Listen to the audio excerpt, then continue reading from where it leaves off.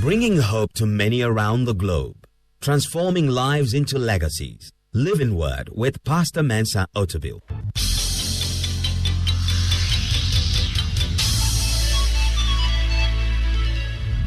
And now, today's word.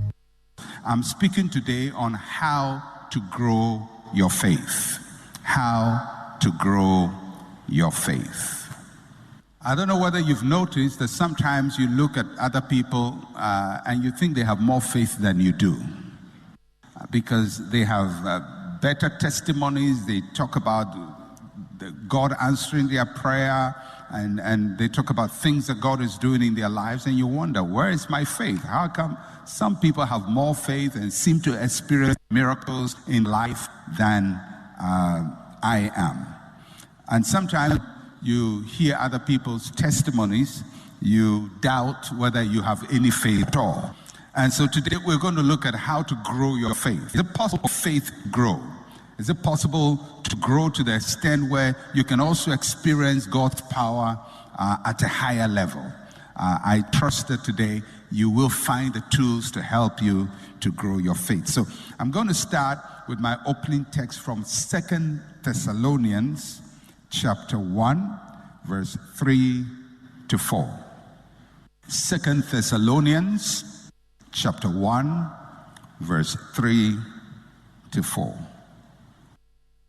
This is a letter that Paul wrote to the Thessalonian church, or the church in Thessalonica.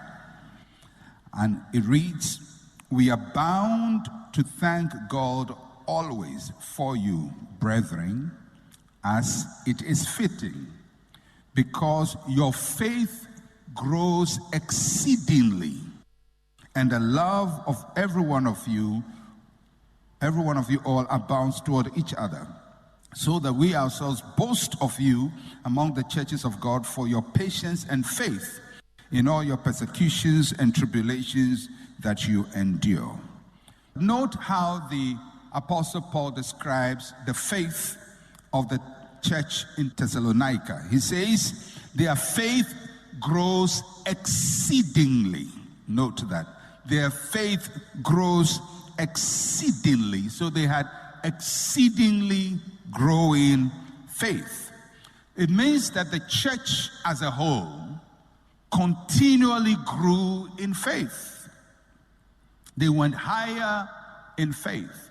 So you can tell from this passage that faith can grow. Faith can grow. Faith can increase. Now, if faith can increase and faith can grow, it means that faith also can diminish. So it is possible to have your faith growing exceedingly or your faith reducing exceedingly. Because if it can grow, then it can reduce. And if it can grow and reduce, it means also it can stay where it is without growing. So it is possible for faith to grow. And when you look through the Bible, you'll find that faith is described in different measurements or on different levels, different scales. You read sometimes that people have little faith. Other times you have people with weak faith. Then sometimes you hear about people described in the Bible as having strong faith. And other people have great faith. Now, if there can be little faith, weak faith, strong faith, great faith, it means faith can be measured. You can measure faith. Faith is measurable. All faith is faith, but all faith is not the same. There are people with greater levels of faith than other people. So, how is it possible for some people to have great faith and others have weak faith? And others have strong faith, some people have little faith. What accounts for the different sizes of faith? That's what we hope to answer today. And if your faith is little, I trust that your faith will move from little to great, so you can do great things for God. Now, there are three passages I want us to read, and then I'll make three comments on them. The first one is in Ephesians chapter 2, verses 8 to 9. The second one is in Romans chapter 12, verse 3. And the third one is in Matthew chapter 9, verses 28 to 30. We're going to read them one after the other, and I'm going to import three statements respectively on each one of them. The first one we'll read is in Ephesians chapter 2, verse 8 to 9. Ephesians 2, 8 to 9. It says, "For by grace you have been saved through faith, and that not of yourselves. It is the gift of God, not of works, lest anyone should boast. For by grace you have been saved through faith. And that faith itself is not from you, it is a gift of God." That's what the passage says.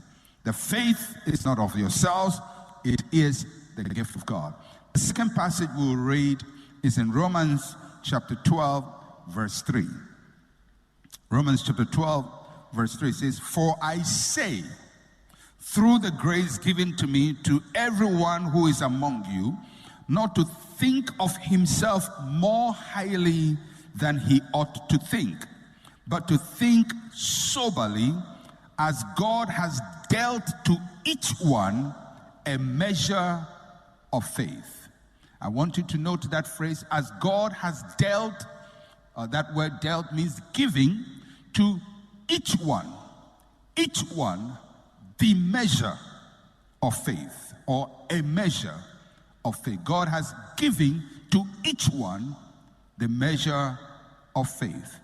Then the last scripture in this bundle is in Matthew chapter 9, verse 28 to 30. Matthew chapter 9, verse 28 to 30. And we read, and it says concerning Jesus, "And when he had come into the house, the blind men came to him. And Jesus said to them, 'Do you believe that I am able to do this?' And they said to him, 'Yes, Lord.' Then he touched their eyes, saying, 'According to your faith, let it be to you.' According to your faith, let it be to you. And their eyes were open. And Jesus sternly warned them, saying, 'See that no one knows it.'" Three important passages that speak about faith. The first statement I make, and it is based on what we read in Ephesians 2, verse 8, is that faith is a gift from God. Faith is a gift from God.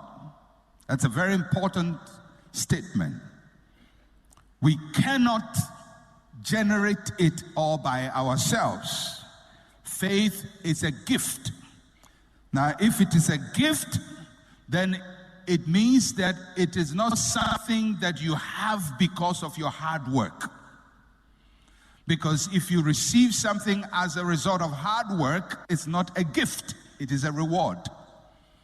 When you work and it's payday and your office pays you, they are not giving you a gift. They are giving you a reward for your work. But faith is not a reward for our work. Faith is a gift from God. It is something that God gives on the basis of His grace. It originates from God, and it is a gift from God. If it is a gift, then you must receive it, you must acknowledge it, and you must appreciate it. The second statement I want to make about faith, and it's based on what we read in Romans chapter 12, verse 3, is that God has given to everyone a measure of faith, or the measure of faith. The measure of faith. So, faith is a gift from God, Let's say that together. Faith is a gift from God. And the second statement is that God has given to everyone the measure of faith. Everyone. You have the measure of faith. I have the measure of faith.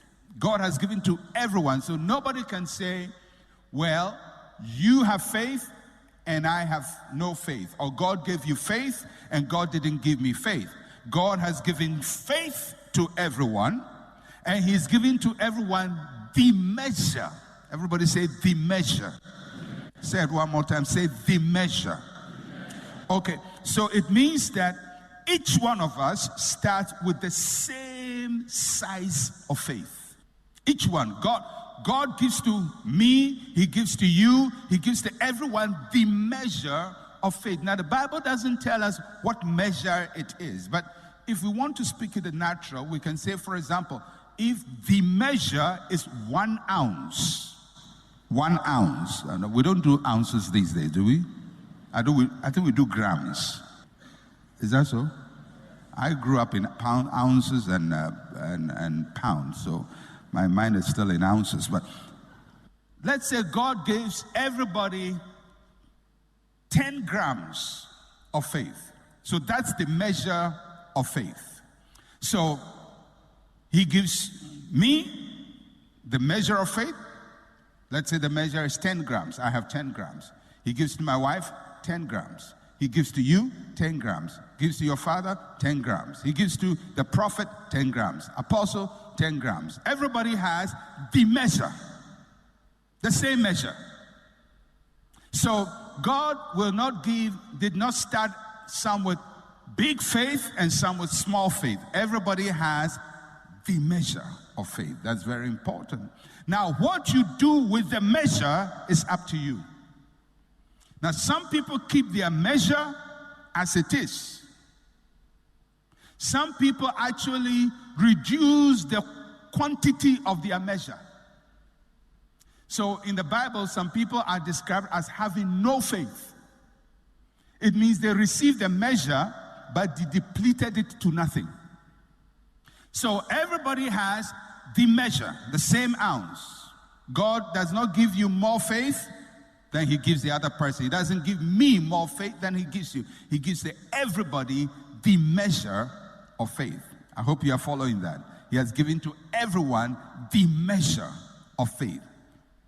Now, you can grow that measure, or you can keep it as it is, or you can diminish it. But everybody is going to start off with the measure of faith. The third important statement that I want to make is that we operate spiritually at the level of our faith. We operate spiritually at the level of our faith. Jesus said to the blind man, "Do you believe I'm able to do this?" That is, heal you. And they said, "Yes, Lord." And Jesus said, "According to your faith, according to your faith, be it done unto you." So we receive from God according to our faith. If your faith is at a low level, you will operate at a low level spiritually, because you receive according to your faith. So the first thing is that faith is a gift. Everybody say faith is a gift. Second statement, I have a measure of faith. Everybody say I have a measure of faith. And the third statement, I operate spiritually according to the level of my faith. All right? So if your level of faith is 1 cedi, you will operate at 1 cedi miracle. If your level of faith is 100 cedis, you operate at 100 cedis miracle.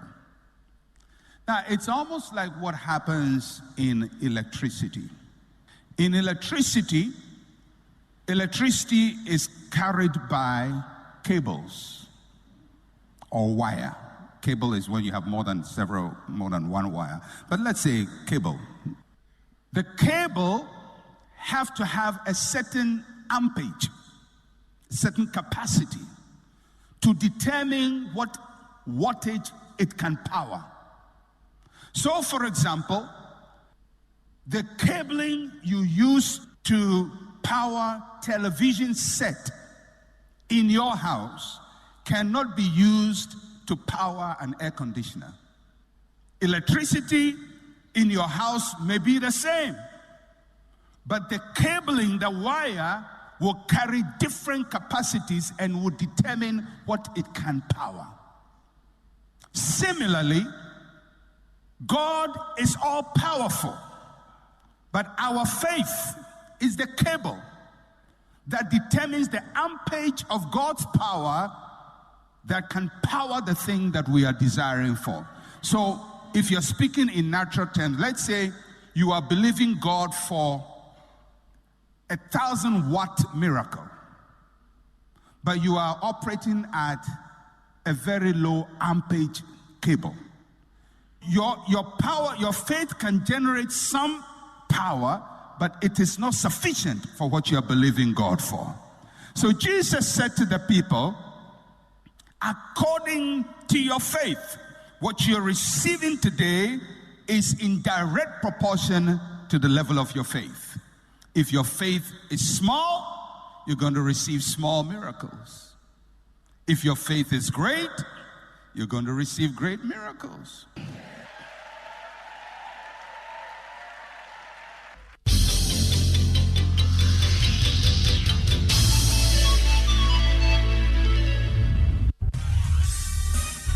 Thank you for listening to Living Word. To interact with Pastor Mensa Otabil, like his page on Facebook. Follow him on Twitter @Mensa Otabil. Email otabil@centralgospel.com or call +233 302 688 000.